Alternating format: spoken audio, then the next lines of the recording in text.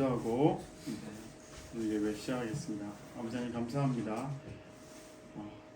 만나 허락해 주심을 감사드립니다. 이 시간 나누는 마음들이 참 흘러 저희 모두가 진짜 지체될 수 있는, 하나 될 수 있는 아버지 하나님의 자녀로 온전히 나눌 수 있는 이 시간 될 수 있게 하옵소서. 감사합니다. 예수님 이름으로 기도드렸습니다. 이 곡 다 아실 겁니다. 굉장히 유명한 곡입니다.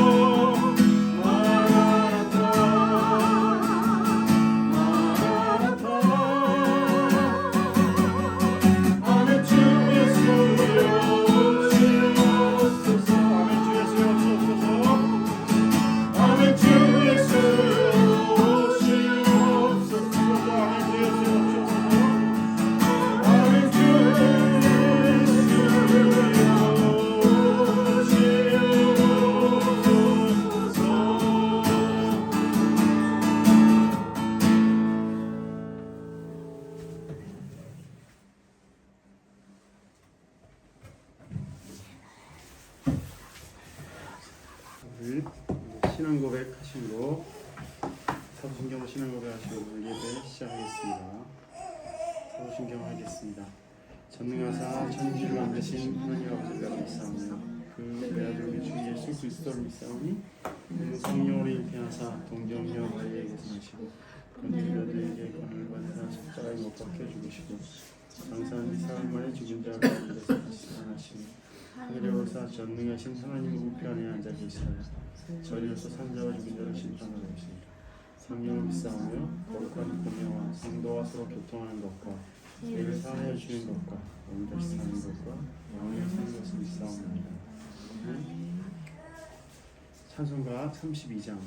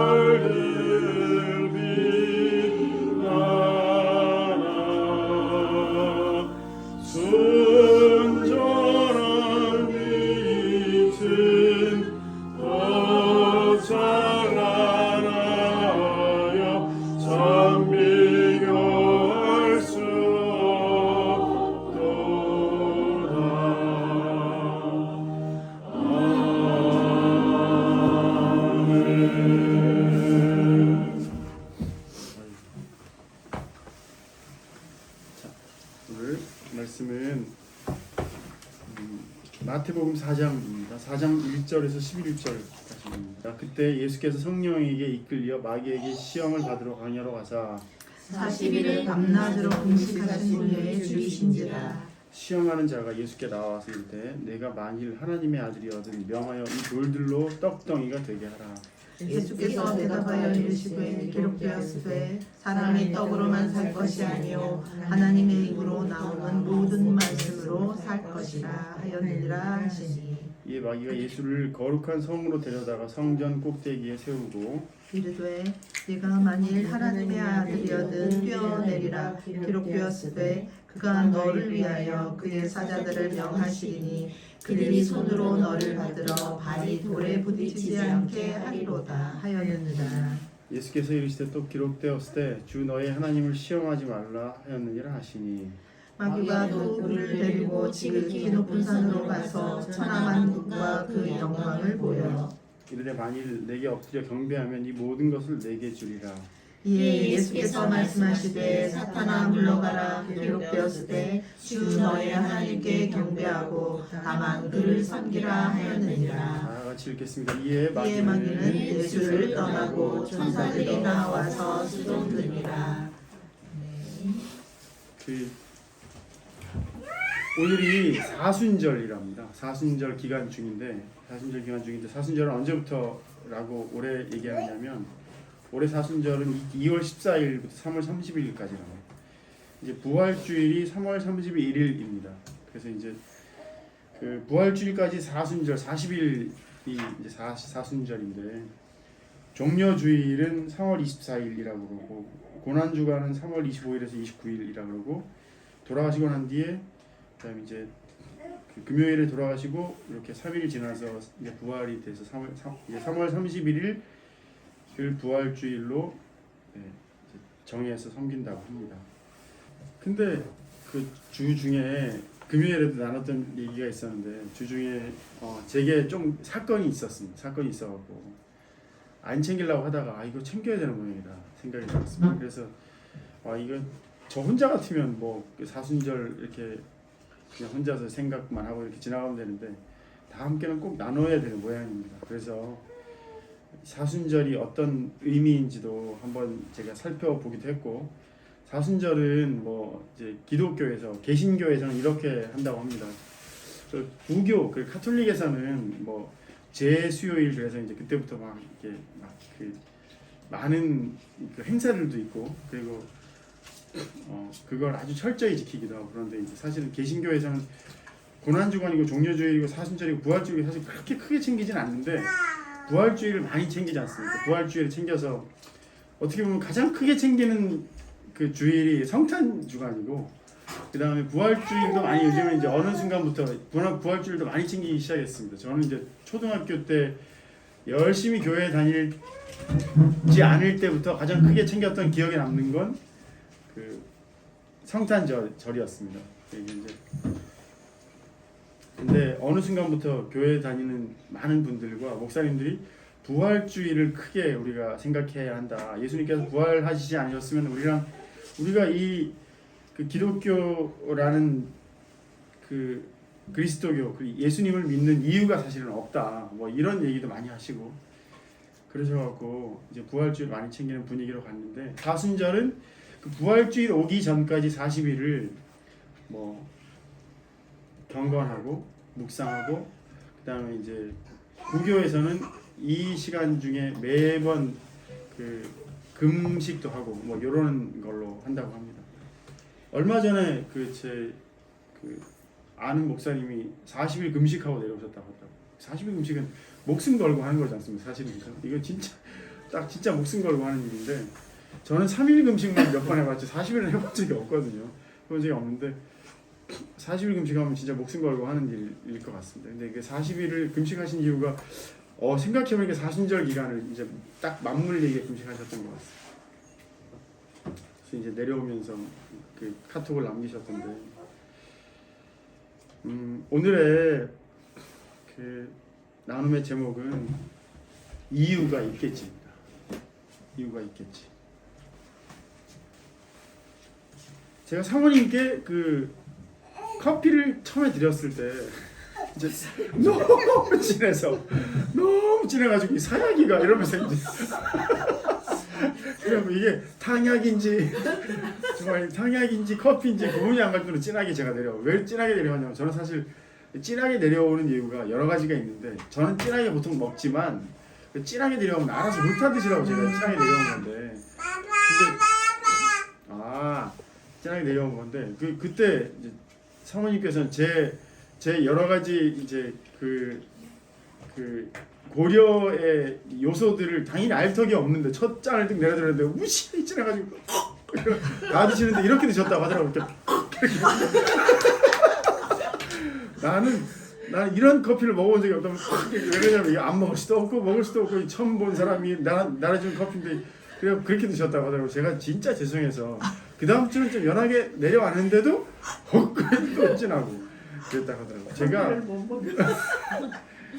제가 이제 커피를 말씀드린 이유가 제가 이 내려드린 커피가 사실 참 어줍지 않은 제 권위였거든요. 무슨 권위였냐면 커피를 오래 내려 먹은 사람의 권위입니다. 20년 정도 내려 먹었으니까 이 사람이 내려준 커피는 그래 괜찮은 커피야. 잘 내릴 거야. 하는 권위로 분명히 이게 제가 목사로 내려드린 것도 아니고 목사로 드린 것도 아니고 이제 커피의 권위가 있던 겁니다. 커피는 어떤 아주 오래 내린 심지어 전혀 커피를 잘 모르는 사람인데 카페를 하는 사람들이 있더라고요. 커피를 좋아하지도 않고 잘 모르는데 카페를 하는 사람은 이게 카페를 하시는 이유가 왜 카페 하세요 하니까 다른 것들이 좋아서 카페 하는 사람도 있고 카페 분위기가 좋아서 하는 사람도 있고 이게 제일 쉬운 일이라고 생각해서 하는 사람도 있고 심지어 그 카페 그 주인장이 내려주는 커피는 카페 주인장이기 때문에 커피가 이유가 있겠지라고 생각해서 이제 커피를 먹는다고 하더라고요. 이제 네. 제가 이 커피에 대해서 말씀드린 이유는 이 참 꼴란 20년 커피를 내려 먹었다고 제가 내려드린 커피는 이유가 있을 거라고 생각하는 사람들이 많거든요. 제가 실수로 내렸는데도 이거는 이유가 있을 거라고 생각하는 사람도 있습니다. 잘못 내렸다. 좀 이상한데 했는데 다른 사람들이 그렇지만 이 사람은 이유가 있을 거야 이렇게 먹는 거거든요. 그 권위가 있는 거예요. 꼴란 제가 뭐 바리스타 대회 나가서 상을 탄 것도 아니고 그렇다고 뭐 20년 내려 먹었는데 아주 이렇게 심혈을 기울여서 20년 동안 내려 먹은 것도 아니지만 물론 저는 성격상 그냥 내리진 않습니다. 그냥 내리지도 않고 제가 내린 커피는 굉장히 이유가 있긴 하거든요.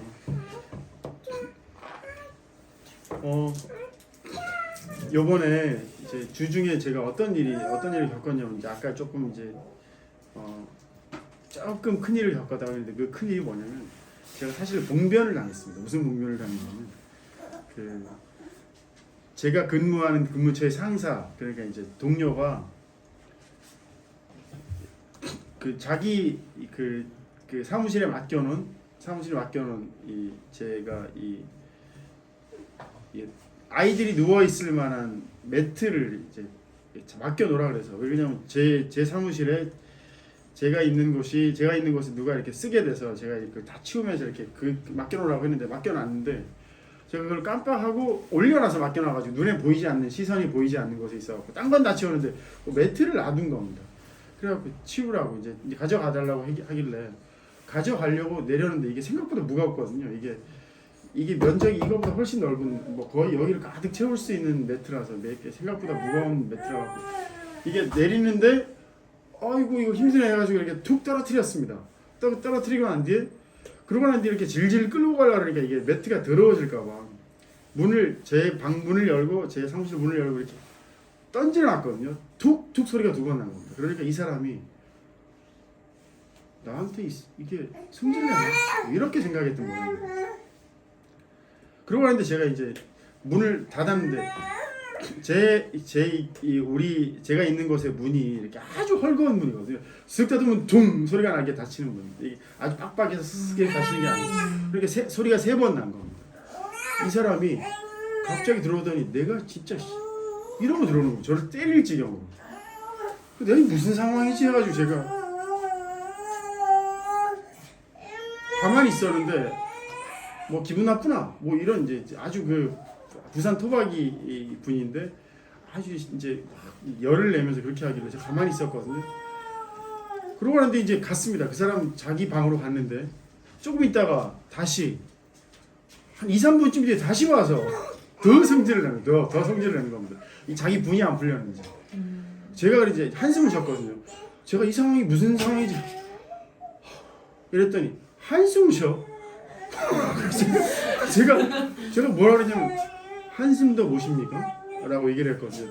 저보다 2살 많은 사람입니다. 2살 많은 사람인데 사실 이게 사회에서 2살 많은 사람은 사실 이렇게 앞날까지는 아니더라도 이렇게 거의 뭐 친구처럼 지내는 사이일 수도 있지 않습니까? 그런데 그 사람이 그분이 하도 승질을 내갖고 제가 이제 처음에는 제가 아무 느낌도 없었는데 시간이 지나면 지날수록 속이 상한 겁니다. 속이 상해갖고 내가 아내한테도 전화 와가지고 아내한테 그 얘기하고 전사님한테도 어떻게 그 얘기하게 돼서 이렇게 했는데 이제 제가 너무 속이 상해서 얼굴 밤쯤 되니까 아내가 뭐라고 하냐면 얼굴이 흑빛이 돼가고 있다고. 흑빛이 돼가고 있다. 그 다음날 또 이제 제가 일하는 곳에 가서 딴 사람들이 다 모여 있고 저도 그 자리에 있었는데 어떤 사람이 뭘 사왔냐면 두부를 사온 거예요. 두부랑 이제 두부랑 만두랑 사와가지고 다 같이 나눠 먹자고 사왔길래 이거 다 나눠 먹으러 사왔는데 그 사람이 저희들이 있는 곳에 우리가 있는 곳에 뜩 오더니 제 눈을 다시 나가. 자기가 미안했던지 뭐 아무튼 거슬리는지 그래가지고 제가 이제 2번 그러고 나가서 제가 뭐 했냐면 와서 드세요 했는데 이 사람이 난 다이어트 중이라 이러면서 이제 굉장히 성질도 급한 사람인데 자기 방에 가길래 제가 그래서 이제 종이컵에다가 두부를 담아서 가져가서 드시라고 간장도 얹어서 드시라고 했더니 앉아보라고 그 사람이 앉아보라고 하는 거예요. 그때 내가 오해를 했네.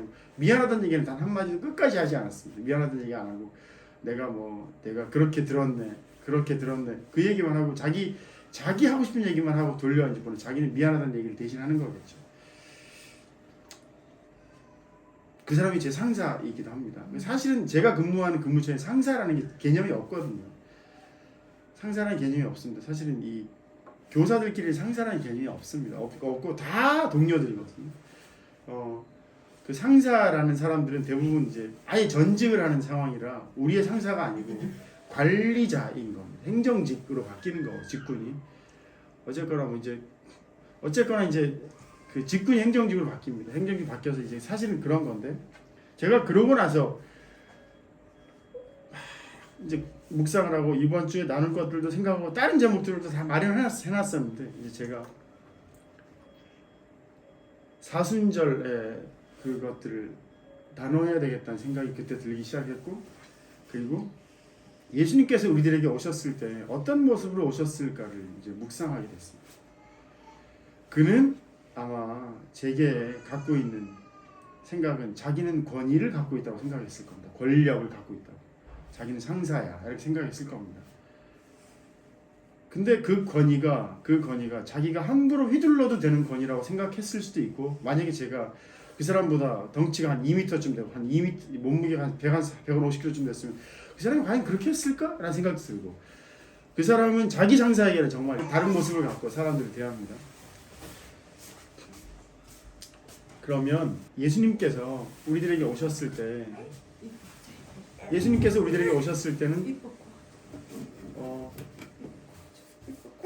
놀라울 정도로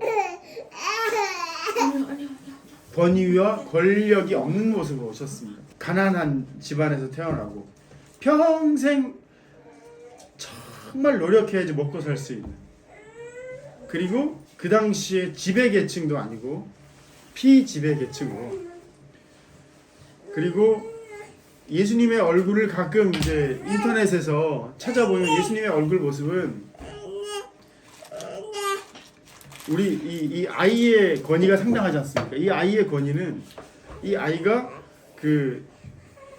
아이의 나이가 이렇기 때문에 이렇게 할 수 있는 게 이 아이의 권위인 겁니다. 알고 보면 우리들에게 할 수 있는 권위거든요. 만약에 제가 이 아이처럼 이러고 있으면 아마 근데 이 아이는 이 아이의 나이의 권위가 있는 거거든요. 알고 보면. 그리고 우리가 다른 사람들에게 제가 우리 딸아이에게 첫째 딸에게 참 많이 때렸습니다. 어릴 때. 어떻게 때렸냐면 이 아이가 버릇없게 행동한다고 생각하고 궁뎅이를 찰싹 때렸습니다. 그럼 이제 그래갖고 제가 언제까지 이 아이한테 우리 첫째한테 미안하다는 얘기를 했냐면 그 때린 사실로 제가 유학 갔다 와 쓰러지고 난 뒤에 이제 목사 안수 받기 전까지 한 3년간을 정말 한 수십 차례 미안하다는 얘기. 그때 때려서 미안하다. 네가 참 속이 상했구나. 때려서 미안하다. 그때 참 너한테 이런 행동을 해서 미안하다 했는데 이 아이가 언제까지 제게 말을 못했냐면 이런 행동을 했었습니다. 제가 야 누구야 얘기해보자. 예를 들어서 얘가 공부를 무시하게 안 해서 엄마가 굉장히 속이 상해하니까 그래야 제가 이제 얘기 좀 해보자 하면 얘는 뭐부터 하냐면 눈물부터 흘립니다. 내가 무슨 얘기를 했길래 눈물을 흘리냐 했는데 얘는 한마디를 못하고 눈물을 흘리고 그냥 자기 자리에 가는 겁니다. 제가 언제까지 그 눈물 흘림을 대하고 있었냐면 지난 한두 해간 계속 눈물 흘리는 모습만 봤거든요. 근데 어느 순간 며칠 전에 한두 달 전에 이 아이가 저한테 와서 눈물 흘리면서 제 얘기를 하는 겁니다. 계속 자기 얘기를 하더라고요. 그러고 난 뒤에 이 아이가 얘기해보자면 눈물 흘리지 않고 저랑 대화가 되더라고요. 저는 이 사건이 굉장히 놀라운 사건이라고 생각했었어요. 이 아이가 드디어 제 보잘것없는 이 주먹이라는 권위 제 아빠의 힘이라는 권위, 그 다음에 아빠라는 그 위치, 덩치, 그 다음에 이런 것들로 상했던 모습들이 회복이 된 것 같은 느낌이 들었거든요. 근데 제가 우리 그 근무하는 근무처에 그 사람이 제게 했던 휘둘렀던 그 권위와 권력은 저를 상하게 했던 겁니다. 근데 예수님께서는 어떤 모습으로 오셨냐면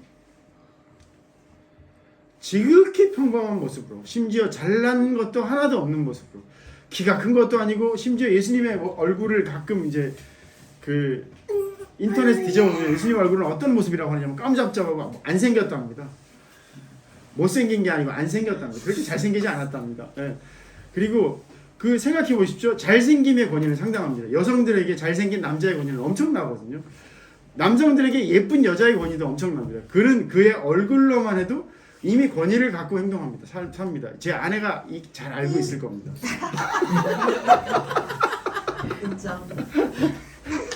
잘 살아봤을 겁니다. 그 권위를 갖고. 저는 사실 그 권위를 그렇게 누려본 적이 없는데 저는 지극히 평범한 모습으로 두 분도 충분히 예쁘셨을 건데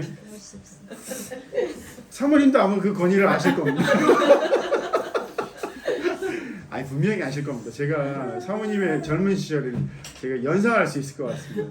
그 아름다움의 권위를 갖고 계셨을 것 같습니다. 이 아이의 권위 알지 않습니까? 우리가 지금 이 아이가 갖고 있는 권위를 지극히 우리가 누리고도 있고 경험하고도 있습니다. 이 아이는 자기 나이의 권위를 갖고 있는 거거든요. 이 아이는 이 아이의 나이, 이 아이의 예쁨, 이 아이의 귀여움 때문에 우리가 다 모든 것이 다 허용되는 권위를 갖고 있는 거잖아요.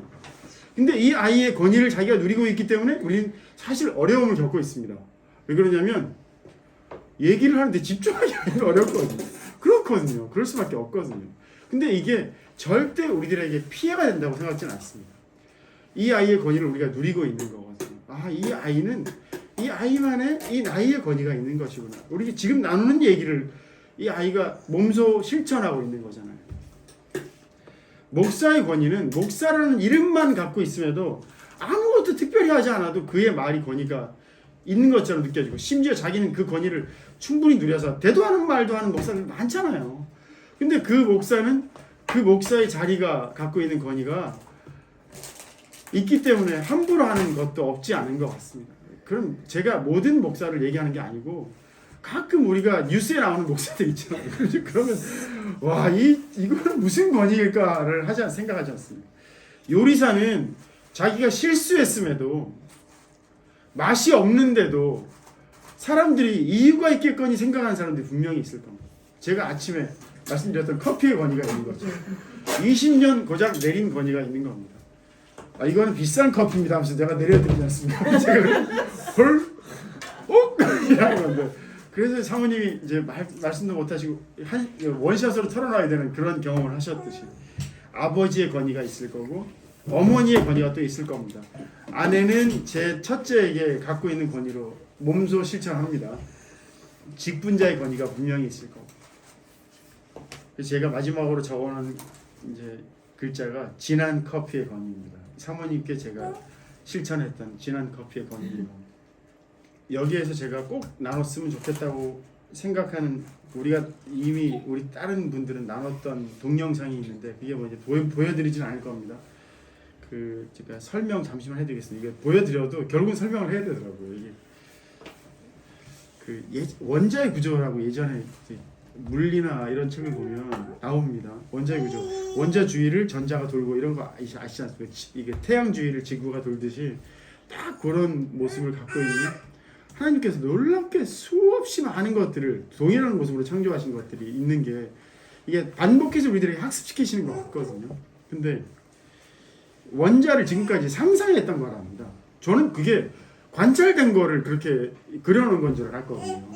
근데 이럴 거야 라고 상상했던 걸 상상도랍니다. 원자가 있으면 원자 핵이 있고 전자가 주위 도는 그런 거랍니다. 태양이 있고 태양 중력에 의해서 벗어나지 않고 지구가 이렇게 도는 궤도를 돌거든요.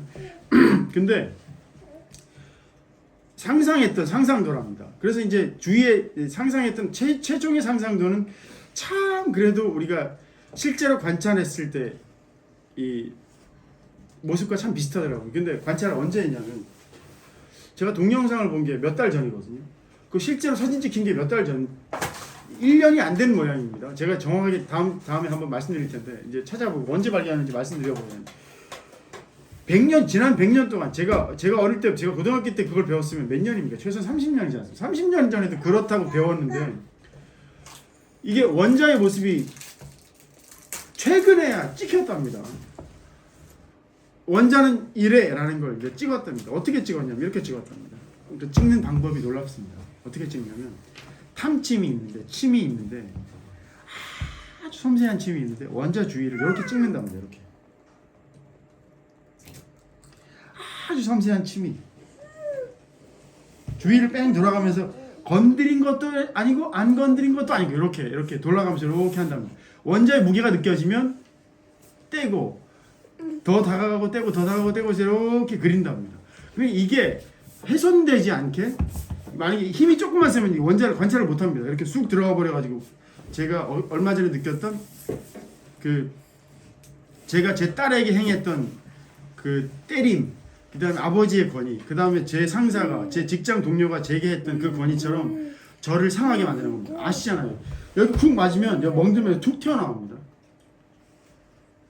이 툭 튀어나온 게 이게 상해가지고 이만큼 들어가면 이 반대급부로 이만큼 튀어나온다고 하더라고요. 그럼 이게 툭 튀어나오면 그게 회복될 때까지 한참 걸리거든요. 아파서 건들지도 못합니다. 그럼 결국엔 제 딸이 아파서 건들지 못한 상황으로 10수년을 산 겁니다. 건들기만 하면 눈물이 나는 거거든요. 야 앉아봐 하면 그 생각이 나서 아빠는 무서운 사람이야. 아빠는 혹시나 나를 야단치면 또 웅덩이 때릴 수 있어. 뭐 등짝을 때릴 수 있어. 이러면서 아마 그럴 겁니다. 그럼 이제 제 딸은 그게 무서워서 그게 생각이 나서 눈물만 흘리는 거였을 거거든요. 제가 얼굴이 흑빛이 돼서 제 그 직장 동료에게 당한 일이 흑빛이 됐던 이유는 제가 상한 거. 우리가 이 딸아이가 이 어린아이가 이렇게 막 많은 일들을 하면 사실 우리는 이 나누는 얘기들이 제대로 나눠지지 않은 걸 경험하지 않습니까? 그러나 나눠지지 않는 걸 경험한다고 해서 이 아이를 우리가 어떻게 할 수 있는 것도 아니고 이 아이의 존재만으로 우리는 충분히 귀한 존재이기 때문에 더 이상 이 아이에게 아무 얘기를 하지 않습니다. 그런 것처럼 예수님께서 우리들에게 그런 모습으로 오신 거는 분명히 이유가 있을 겁니다. 게다가 오늘 읽은 그 말씀 읽어보면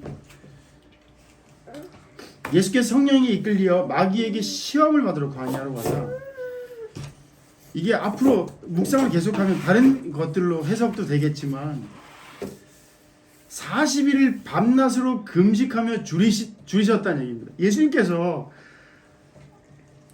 특별히 제자들을 만나실 때도 특별히 위력으로 만나시지 않아주셨습니다. 예수님께서 어떻게 만나주셨냐면 야 특별하게 힘으로 너 이렇게 와 했던 것도 아니고 너 나랑 함께 할래 하시고 난 뒤에 몇 년을 가르치셨냐면 3년을 가르치셨습니다. 특별한 위력으로 가르치신 게 아니고 3년을 그냥 주고받고만 하신 겁니다. 마치 이 원자의 모습을 아주 섬세한 탐침으로 확인하는 그런 과정을 원자의 모습을 찍고자 노력했던 학자들이 했던 것처럼 예수님께서 그들이 상하지 않게 하시려고 어떤 위력도 그들에게 강제가 되지 않는 어떤 위력도 있었겠다. 어떤 위력도 강제가 되지 않게 그들에게 이 위력으로 작동하지 않게 그들이 상처받지 않게 진짜 섬세하게 예수님께서 그들의 모습이 그들이 스스로 깨달을 수 있는 시간을 3년을 버텨주신 것 같거든요. 놀라운 시간입니다. 사실은 3년이라는 시간이 쉽습니까? 진짜 어렵거든요. 마치 우리 이 어린아이가 제가 이제 이름 부르지 않는 이유는 자꾸 아내가 그걸 편집해야 돼서 이 어린아이가 3년 뒤에도 이럴 거라고 생각하지 않지 않습니까? 놀랍습니다. 예수님께서 3년 뒤까지 그들을 키우신 건 그들은 진짜 어린아이로 예수님을 만났을 겁니다. 마음은 어린아이로. 그러고 나서 3년을 키우면 이 아이가 만으로 지금 만으로 5세가 되면 절대 이럴 일이 없거든요. 눈치 다 보고 그죠? 눈치 다 보고 그럴 거 아니에요. 만으로 4, 5세가 되면 이럴 일이 없습니다. 예수님께서 자 40일을 밤낮으로 금식하시고 난 뒤에 이건 어떻게 보면 상처를 입은 상태입니다. 금식을 했다는 얘기 40일 죽기 직전의 상황이거든요. 근데도 어떤 외적인 위력에도 예수님은 굴복하지 않으셨습니다. 사실은 야 굶어 죽겠다. 물론 아무 의욕이 없어서 아무 힘이 없어갖고 마귀의 떡덩이가 이거는 진짜 큰 위력이었을 겁니다. 먹고자 하는 생각이 있었을 텐데 엄청난 위력인데 아무 생각이 없는 우리가 40일 금식하면 생각이 별로 없을 것 같긴 한데 몽롱한 상태일 것 같긴 한데 성전 꼭대기 갖다 세우면 사실 저 같으면 성전 꼭대기에서 이거 나한테 줄게 뛰어내려봐라 힘도 없어서 못 뛰어내리겠다 이럴 사람 저는 이렇겠지만 그 예수님은 다른 모습이 없을 것 같긴 한데 완전한 이제 하나님이시기 때문에 외적인 위력에 작동하지 않는 모습을 예수님께서 보여주시고 그리고 그들에게 이제 비로소 이제 이 일을 그 시험을 받고 난 뒤에 이제 공생애를 이제 시작하신 거지 않습니까? 이제 제자들을 부르시고 이제 그런 모습들로 그들에게 다가가시는 것이거든요. 그러니까 예수님께서 구유에 태어나시고 권력 갖지 않으시고 안 생기시고 그 다음에 부자로 사지 않으시고 심지어 어느 위치에 제가 있다고 예수님이 어느 위치쯤 있는 것처럼 느껴지냐면 우리 대한민국 같으면 하위 10% 정도 아니 하위 20% 정도의 그 경제력을 갖고 계시지 않았을까 생각이 사실 듭니다. 만약에 그 예수님 부자였으면 부자기 때문에 예수님을 따라다니는 사람 많았을 거거든요. 이 사람한테 콩고물 떨어지겠지. 아니 이 사람이 잘생겼으면 당연히. 아니 이 사람이 힘이 좋았으면 또 당연히. 이 사람이 또 지체가 높았으면 또 당연히. 그럴 건데 예수님은 아무런 권력이 없이 우리를 만나주시고 우리를 상하지 않게 하시고 3년을 그들과 함께 사셨던 그 모습을 보여주셨던 겁니다. 우리가 이 모임에서 예수님 삶처럼 우리 서로를 만나주는 게 굉장히 중요하다고 생각합니다. 참 어려운 일이거든요. 자기도 모르게 그들에게 위력을 가합니다. 그들이 상하게 하거든요. 그럼 그들을 상하게 하는 거는 물론 우리도 어쩔 수 없이 우리가 이제 서로 이렇게 관계를 가지면서 그렇게 하게 하시는 상황입니다. 그러나 그것들을 꼭 성장을 하게 되면 예수님처럼 우리가 서로에게 위력을 가했던 그리고 서로에게 상했던 시간들을 겪고 나면 반드시 우리가 목적지에 도달해야 할 것 같은데 그 목적지가 예수님의 모습이어야 할 것 같다는 말씀을 나누고 싶은 겁니다. 우리 분명히 서로 상하게 할 겁니다. 저는 무지하게 많은 사람들이 상하게 했을 거고 제 딸도 상하게 했고 아내도 상하게 했고 어머니도 상하게 했고 어머니도 저를 상하게 했고 계속 그런 관계를 가져왔거든요. 근데 어머니가 저를 상하게 하셨고 저도 어머니 상하게 했고 제 딸을 상하게 했고 제 딸이 저를 상하게 했고 하는 그 관계를 가져오고 난 뒤에 이제는 그러지 않을 수 있는 성장을 제가 겪었다고 제가 다 컸다고 생각할 수는 절대 없지만 성장을 이루게 하셨다고 생각합니다. 꼭 우리는 그 모습의 예수님의 모습처럼 꼭 그런 만남을, 그런 소통을, 그런 관계를 이루어가게 하시는 현재의 삶을 살고 있고 앞으로 그렇게 우리가 꼭 살아야 할 거라고 생각합니다. 우리 이제 사순절이 지나고 뭐 부활절 있고 이제 이런 일들이 있으면 아마 예수님의 삶을 계속 우리가 조명 이렇게 나눠 볼 건데 예수님께서 어떤 식으로 사셨는지 우리에게 예수님께서 하시고자 하시는 말씀이 어떤 말씀인지 꼭 우리가 진짜 나눠봤으면 좋겠습니다. 오늘 이 배고픈데 이 배고픔에도 분명히 우리들에게 주시는 그 말씀이 있을 거거든요. 이 아내가 어젯밤에 김치찜을 하고 진짜 냄새가 좋더라고요. 그래가지고 우리가 자려고 누웠는데 12시쯤 얼마나 냄새가 좋은지 그 향기 때문에 잠을 못 자겠더라고요. 먹고 싶네. 먹고 잘 수도 없고 그것도 우리들에게 참 큰 위력이거든요. 좋은 향기.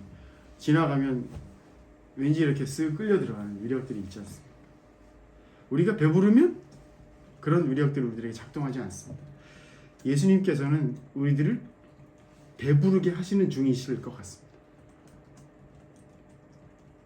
무슨 뜻인지 모른다는 표정인데, 배부르게 하신다는 얘기는 수없이 많은 경험들로 우리를 자라게 하신다는 얘기입니다. 배가 부르면 딴 사람에게 뺏어 먹으려고 하지도 않고, 그리고 그들에게 넉넉히 나눠주고 그들과 넉넉히 함께 있을 수 있는 마음이 될 거거든요. 예수님께서 평생을 통해 우리를 배불리시는 시간을 살게 하시는 걸 우리가 경험해오고 있고, 우리가 지금 이 말씀을 나눔을 통해 그렇게 하고 계셨구나를 깨닫는 앞으로의 시간들을 경험하게 하실 거라고. 배부르게 하신다고.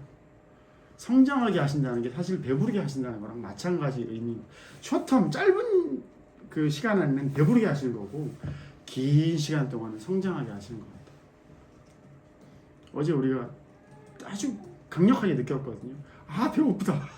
가서 먹고 싶다. 먹고 나면 다음날 아침 뻔하잖아요. 딩딩 먹어가지고 이제 뻔한데, 그것이 우리를 상하게 할 수도 있음에도 그 배고픔이 우리들에게 어떤 역할을 하는지 알지 않습니까? 우리들을 배부르게 하시는 시간을 우리가 살아오고 있고, 우리를 성장하게 하시는 시간을 우리가 살아가고 있다고 말씀드리고 싶은 겁니다. 오늘 나눔은 여기서 마치겠습니다. 감사합니다. 예수님께서 오늘 이제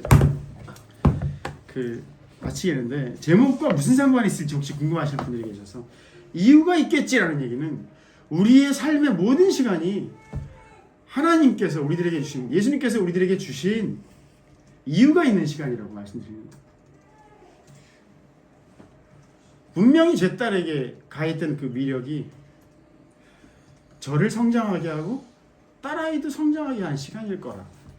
절대 상하기만 해서 거기서 죽게 하시는 시간이 아닐 거라는 얘기를 말씀드리는 거예요. 나는 여기서 끝났네. 죽어버리는 사람이 얼마나 많습니까? 지금 또 우리나라 형편이 어려워지면서 자살하는 사람들이 많이 늘 겁니다. IMF 때 무시하게 많았었거든요. 아시잖아요. 근데 그 시간이 반드시 이유가 있을 건데, 난 여기서 끝이야 생각하는 순간 죽어버리고 싶거든요. 그런 시간들 우리 평생 살아왔지 않습니까? 나는 여기가 끝이야. 내 인생은 끝났어. 아니라고. 아닐 거야. 나도 잘 모르겠지만 하나님은 그런 분이 아니야 라고 말씀 나누고 싶은 겁니다. 이유가 있겠지. 이유가 있을 거야. 살아보자 하는 겁니다. 나도 잘 모르겠다. 나도 낸들 알겠냐. 그러나 알게 하실 때가 올 거야. 알게 하실 때가 오더라. 경험했다. 그러나 모든 일에 대해서 나는 그걸 알 수 없다. 그러나 이유가 있을 거다라는 얘기를 나누고 싶은 겁니다. 제목과 무슨 관계 있는지 아시겠죠? 네, 알겠습니다. 찬송가 569장 하겠습니다.